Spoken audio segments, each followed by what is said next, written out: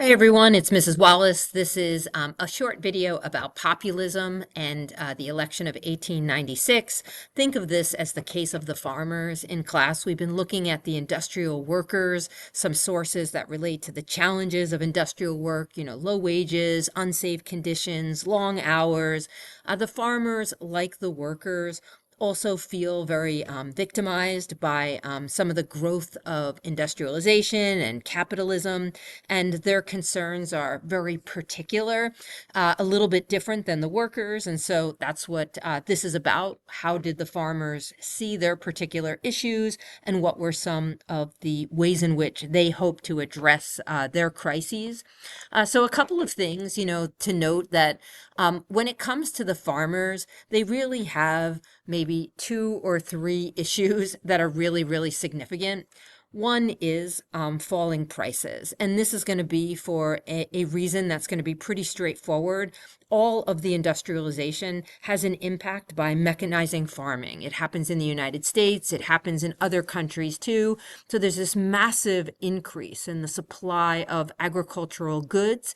We also see some small farms become larger corporate farms. That happens over a little bit of time, but you end up with more supply of farm agricultural products, and as a result, prices decrease. You can see this by looking at where you see red, where basically farmers are in the red, where they're not getting enough for their products. They're spending more every year than what they're making. And think of this as like an issue of deflation. And for farmers, this is a really critical issue. The other things that farmers face that are really unique, farming is challenging because the weather and because it's not necessarily that stable. You can have a good productive year and a bad productive year. So it's a little bit uncertain. Farmers generally take out loans to pay for the following year. So seeds or capital or whatever else they need to purchase to produce goods next year requires some investment this year. And so ultimately, farmers are generally indebted. And so another kind of beef that the farmers have is banks, because banks tend to charge high interest rates and farmers are kind of beholden to those interest rates. So northern banks, Western farmers. This is a little bit of a geographic kind of issue as well. Finally, farmers find some of the railroad robber barons is really problematic because a lot of the shorter railroad lines are charging like astronomical prices, and farmers are affected by that. They want to send, goods from A to Z. They can't without paying a fortune. And, people like Rockefeller end up with rebates from the railroad. So lots of beefs about corporations, but farmers have, banks and also, kind of issues regarding prices, on their list. So their issues are very, very specific. In terms of the way farmers go about this, not unlike workers, they start by cooperating. The first level of cooperation is called the Grange. You could actually be driving out west and pass a building and it'll say the Grange on it. These were basically social clubs, in some cases, economic clubs. People bought in bulk. They might have stored their seed together. People, tried to cooperate to lower costs. This also had, in a space that was kind of fairly isolated in the West, people set up, social events so that way people were connected. So some of this is about identity, as a lot of time, social you know, groups really do sometimes focus on identity. So some of this is about, economic costs that farmers face. Some of this is also about the changing, as a result of the disruption in technology and the movement west.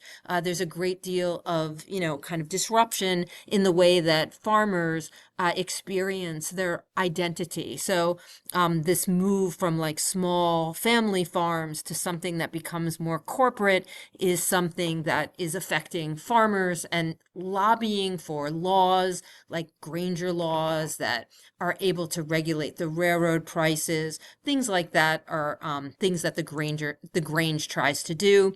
This will decline, so it has kind of like a heyday. Maybe think of this, kind of as a first attempt.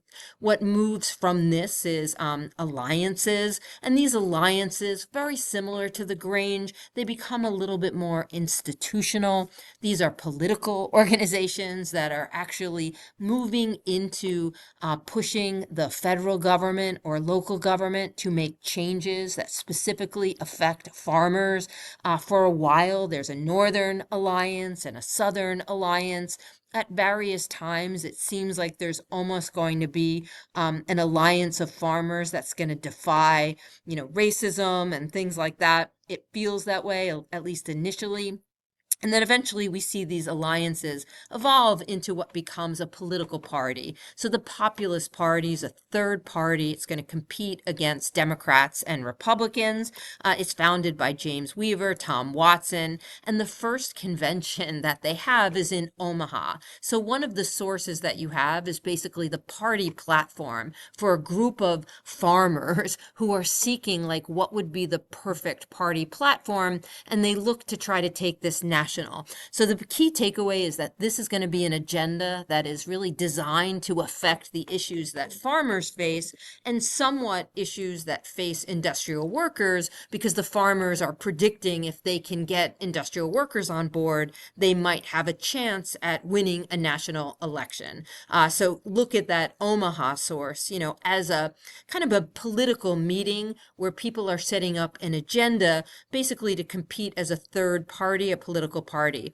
In 1892, there will be some popular votes going to the Populist Party, so that's kind of significant, and there are some congressional seats that go to Populists. If we look at the Omaha platform, so this should help you out a bit with the source that you have. This is like maybe the key thing, so expect on the quiz maybe something on this to really be part of the Omaha platform. The most complicated thing is the system of sub-treasuries. The idea was that farmers thought, they have to store a lot of their seed, grain. They end up storing a lot of what could be potentially productive or, at least sold for prices. They want to borrow money off of that. They want a system where that has some degree of collateral value. Okay. It never happens. We never see that policy. Farmers look for that policy. They seek additional loans, basically. They want to abolish the national bank. They find that that's something that's antagonistic to their interests. At this time, there is no direct election of senators. The original Constitution of the United States did not enable senators to be directly elected by members of the public. Only representatives were directly elected. Senators were actually selected by state members of the party.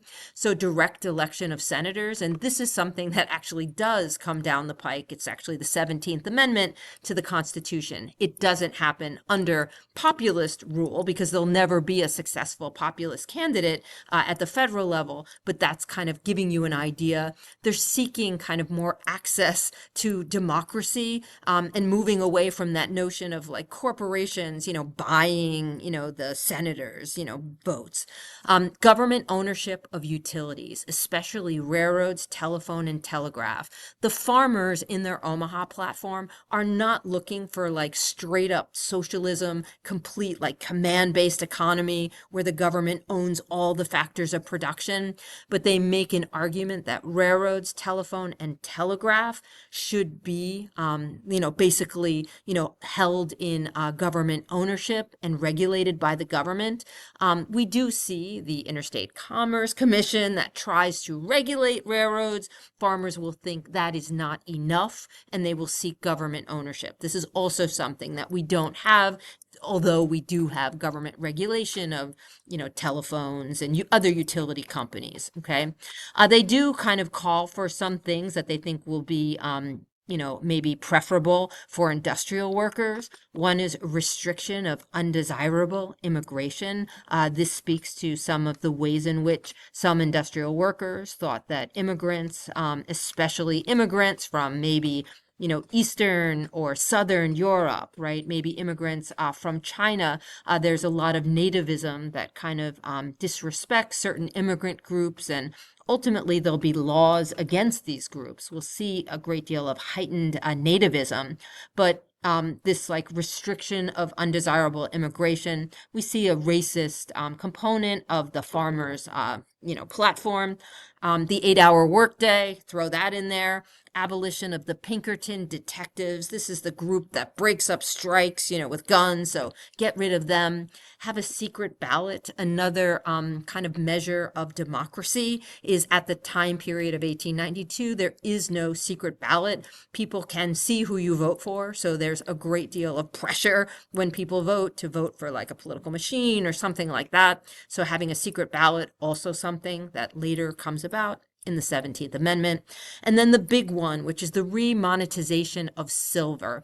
And this is like kind of a confusing, kind of thing. And when you see free silver and gold and 16 to 1, it's really a pretty straightforward concept. The farmer's idea is that they can try to increase the money supply and increase their prices. They literally want to cause inflation so that farm prices increase. They want to, and they believe that some of the reasons that they have lower prices is not necessarily because of technology and mechanization. They believe that some of it is because of a decrease in the money supply and the taking out of silver. So they want to put silver back into the money supply. This is a time when bullion actually backs up the dollar. So, you had your, kind of everything is backed in gold in 1892. The farmers literally want to throw silver into the mix to increase the money supply, much the way the Federal Reserve Bank might do so today, where they might adjust interest rates to increase or decrease the money supply, and it kind of maybe takes inflation or deflation in a certain direction. That's what the farmers tried to do. This is something that's going to not be successful, will be very popular with farmers, but not really popular with anybody else, including industrial workers who are very afraid that bringing back silver is going to bring back inflation for other goods as well, right? So for good reason, people are concerned about remonetization of silver, but it creates like a very big campaign for the farmers, free silver, free silver. A single term for president and vice president, another effort towards something democratic, okay? In this map, you can see where it's green. Those are places where farmers or the populace win. They obviously don't win the presidency in 1892, but you do get a sense that there is a, kind of a movement, especially out west. This is an election that Cleveland wins. One of the sources that you have is a request of farmers to basically get a reduced to get some aid, some help from the government regarding seed. And Cleveland decides that's not something that he's able to do. In 1893, there's a massive economic panic.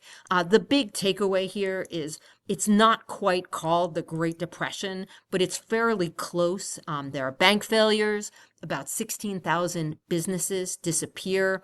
A lot of this is because of overextended investments, all those capitalists pouring money into their building and their expansion. It overheats and, railroads go belly up. And so there's a great deal of unemployment. So after this time, the government continues laissez-faire in a time of economic pain.